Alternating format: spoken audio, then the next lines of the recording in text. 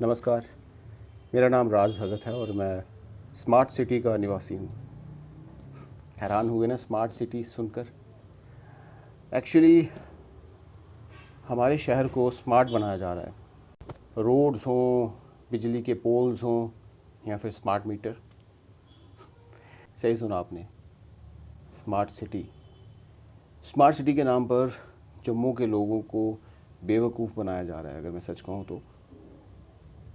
देखिए, smart city का मतलब क्या है? आप शहर को स्मार्ट बना रहे हैं, लेकिन साइड बाय साइड लोगों को भी तो स्मार्ट बनाइए। वो कैसे बनेंगे?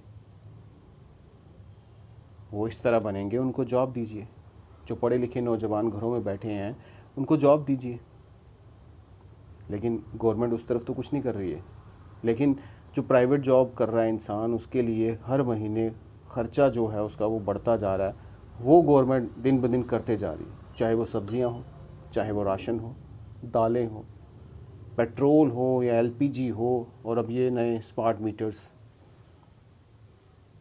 आप करना क्या चाहते हैं? मैं ये पूछना चाहूँगा हमारी गवर्नमेंट से कि जो लोग प्राइवेट जॉब कर रहे हैं, जो मुश्किल से 10-12 हज़ार या 15 हज़ार कमाते हैं, नो डाउट बहुत सारे ऐसे लोग भी होंगे जो 30 से ऊपर भी कमाते होंगे, 40 भी कमाते होंगे।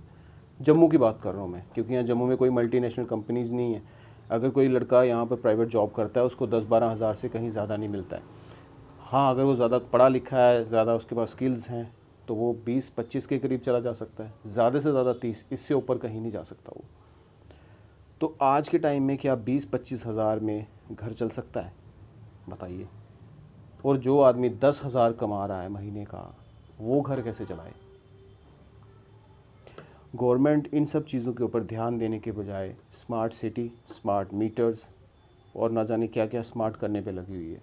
लेकिन उन्हें चाहिए कि स्मार्ट लोगों को बनाए, और वो स्मार्ट तब बनेंगे जब उनके लिए आप कुछ ऐसी चीज़ें लाओ जम्मू में, कुछ ऐसे बिज़नेस सेटअप लाओ, कुछ ऐसी मल्टीनेशनल कंपनीज़ हो जहाँ आज का जो यूथ है, जो फ्री घूम रहा है, जिसके पास काम नहीं है, जो ड्रग्स की तरफ जा रहा है, वो कहीं जॉब करे, इतने पैसे कमा सके कि वो अपने घर का गुजारा अच्छे से चला पाए। मुझे तो आज तक गवर्नमेंट की तरफ से कुछ नहीं मिला। और मैं ये जानना चाहता हूँ, जब बीजेपी गवर्नमेंट मुझे कुछ दे नहीं रही है, तो फिर मेरी जेब क्यों काट रही है हर महीने? आज मैं सुबह बिल भर के आया हूँ बिजली का, और जो स्मार्ट मीटर के नाम पर नए मीटर इंस्टॉल किए गए हैं, रिचार्ज सिस्टम किया है, तो 2000 मैंने बिल भरा है, क्योंकि 1600 कुछ रुपये 1500 कुछ रुपये मेरा बिल था। लेकिन उसमें एक कंडीशन है कि आपको 2000 मिनिमम 2094 रुपये, यानी कि 2094 रुपीज़ आपको मिनिमम रिचार्ज करवाना होगा। अब बताइए, ये 500 रुपये एक्स्ट्रा क्यों रिचार्ज करवाएं? क्या उन 500 में मैं अपनी गाड़ी में पेट्रोल नहीं डलवा सकता? क्या उन 500 से मैं महीने की सब्ज़ी नहीं ला सकता? क्या उस 500 से मैं अपने लिए कोई नई टी शर्ट या कुछ और नहीं खरीद सकता? इवन की कोई फिल्म नहीं देख सकता, या किसी को कुछ लेके नहीं दे सकता? लेकिन नहीं। अब ये कंडीशन जो बना दी है एक्स्ट्रा पैसे जमा कराने की, मुझे बताइए, अगर किसी के पास अकाउंट में इतने पैसे ना हो तो वो कैसे जमा करवाए? बताइए। लेकिन लोग फिर भी ऐसे हैं हमारे इंडिया में, हमारे जम्मू में, हर स्टेट में, जो बीजेपी को आज भी सपोर्ट कर रहे हैं, जबकि उनको पता है कि गलत चीज़ हो रही है। फिर भी ठीक है, मैं कहता हूँ मोदी जी का कोई कसूर नहीं है, ठीक है, मैं मानता हूँ, लेकिन पीछे से अप्रूव तो वही करते हैं ना ये सब चीज़ें। लोग कहते हैं कि जो सिटी में हमारे एमएलएज़ हैं या कॉरपोरेटर्स हैं, वो गलत कर रहे हैं, वो इन सब चीज़ों पे ध्यान नहीं देते। लेकिन पास कौन करता है ये सब चीज़ें? सेंटर।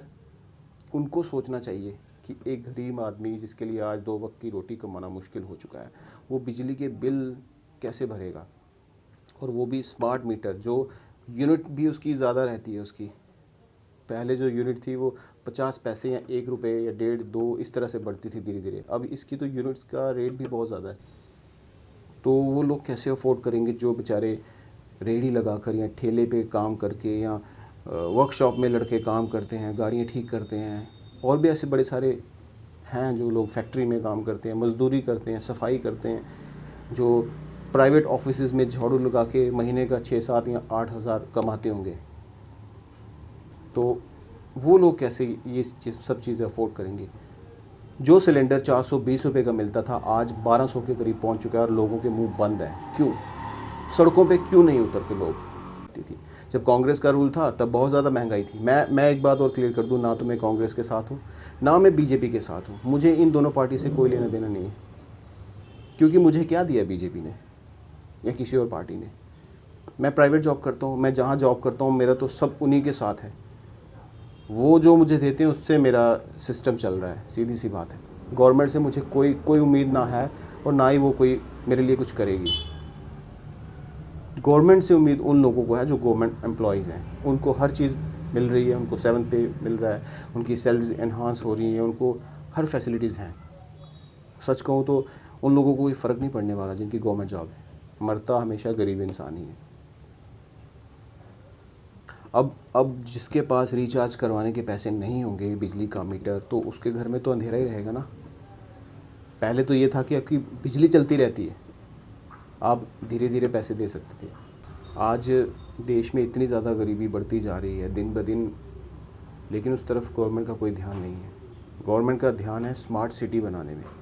स्मार्ट कैसे बनेगी सिटी? किस तरह से स्मार्ट बनेगी? स्मार्ट सिटी तब बनेगी जब लोग भी स्मार्ट होंगे। स्मार्ट सिटी में लोग रहते हैं, जो रहने वाले लोग हैं पहले उनको स्मार्ट करिए, पहले उनके लिए कोई काम धंधे का इंतज़ाम करिए, पहले उनको किसी चीज़ में सपोर्ट करिए।